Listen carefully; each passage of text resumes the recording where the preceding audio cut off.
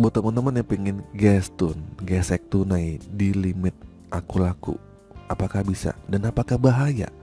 Nah, untuk teman-teman yang pengen mencairkan limit aku lakunya, hati-hati ya, itu ada resikonya. Kalian juga akan diancam sama DC kalau kalian gagal bayar.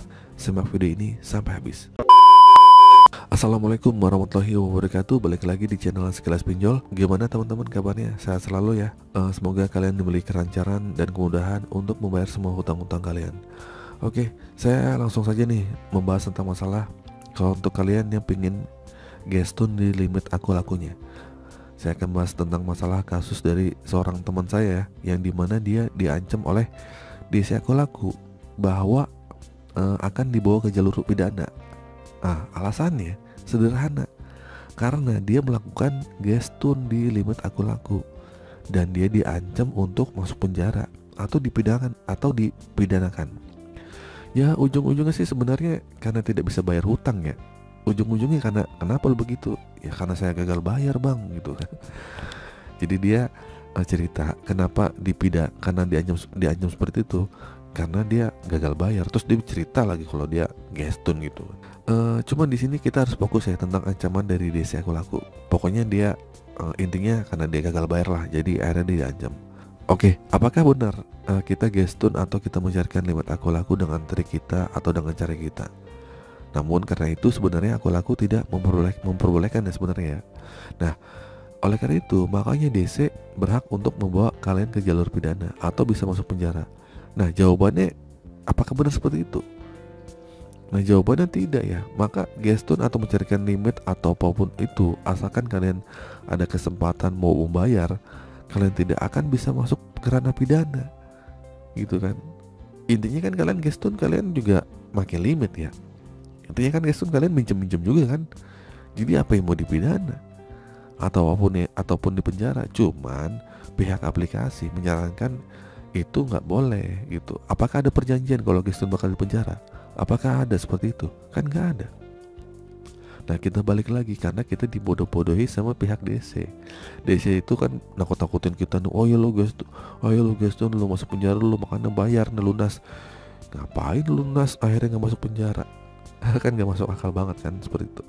Nah, apapun itu, asal kalian tidak ada niat kesempatan mau bayar atau tidak akan bisa masuk ke ranah pidana ya.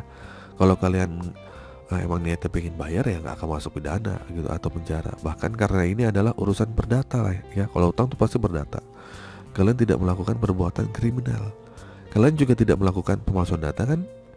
Kalian juga kalau kalian misalnya nih KTP kalian palsu, mungkin saja kalian bisa bawa ke jalur hukum atau tentang pidana tentang penyalahgunaan pemalsuan dokumen. Tapi kan ini masalah gestun, mencarikan limit, cuman hanya mencarikan limit aja. Urusannya kan ujung-ujungnya tetap hutang. Transaksinya pun transaksi real.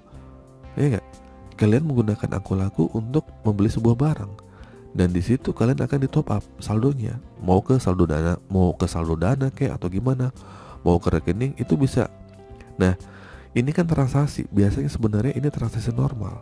Memang tidak diperbolehkan, tapi itu hanya sebatas aturan, anjuran dari aplikasi tersebut, bukan aturan hukum kriminal atau hukum pidana. Jadi kalian tidak akan mungkin bisa masuk ke pidana atau masuk penjara hanya karena gestun atau mencarikan limit aku laku ya.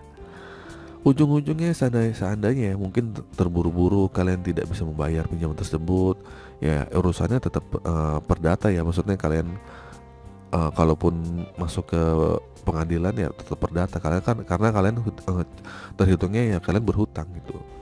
Jadi gitu ya teman-teman ya, nggak usah takut atau nggak usah bingung tentang penagihan ancaman-ancaman DC yang mengatakan seperti itu. Pada dasarnya tujuan mereka adalah untuk menagih hutang kepada kalian ya. Tentu cara apapun yang dilakukan mereka para DC ini agar kalian ketakutan dan kalian segera pusing nih untuk mencari dana simpanan, dana pinjaman dan yang lain-lainnya gitu ya. Atau disebut dengan dana talangan gitu. Sekali lagi saya ingatkan ya nggak boleh mencari dana talangan ya teman-teman ya. Teman-teman biarkan aja kalian bermasalah di satu pinjol, asalkan kalian nggak nambah-nambah pinjaman lagi untuk menutup hutang-hutang pinjol kalian. Yang pertama, karena nanti hutang kalian akan menumpuk, makin numpuk dan kalian akan kesulitan untuk membayar. Percaya ya sama saya, lebih baik bermasalah di satu aja gitu daripada kalian nanti menumpuk dan tergulung-gulung. Oke. Jadi intinya saat kalian gagal bayar tetap sama, kuatin mental aja. Ya, nggak perlu kalian akhirnya punya hutang berpikiran, wah di aku laku ada limit nih, saya gestun aja deh gitu kan, gua gestun aja deh. Akhirnya kalian mencari jasa-jasa untuk mencarikan gestun. Kalau ketemu yang amanah, kalau nggak ketemu yang amanah, kalian akhirnya duitnya diambil, nggak ditransfer kalian, ya buat apa? Amsyong kalian, ya bener nggak? Jadi begini, bayar hutang pakai hutang itu nggak akan menyelesaikan masalah kalian, ya, malah kalian akan tergulung dan tergulung lagi. Oke, itu saja teman-teman video kali ini. Kesimpulannya, untuk ancaman-ancaman DC yang kalau gestun kalian akan dipenjara itu bohong ya, hoax ya. Kalian gak perlu takut tentang masalah itu, tapi juga kalian gak perlu gestun lah, gak perlu gesek-gesek tunai atau mencairkan limit kalau kalian sedang tergulung sama pinjaman online. Stop aja, jangan gali lubang tutup lubang. Oke, itu saja teman-teman video kali ini. Semoga video ini bermanfaat. Akhir kata, assalamualaikum warahmatullahi wabarakatuh.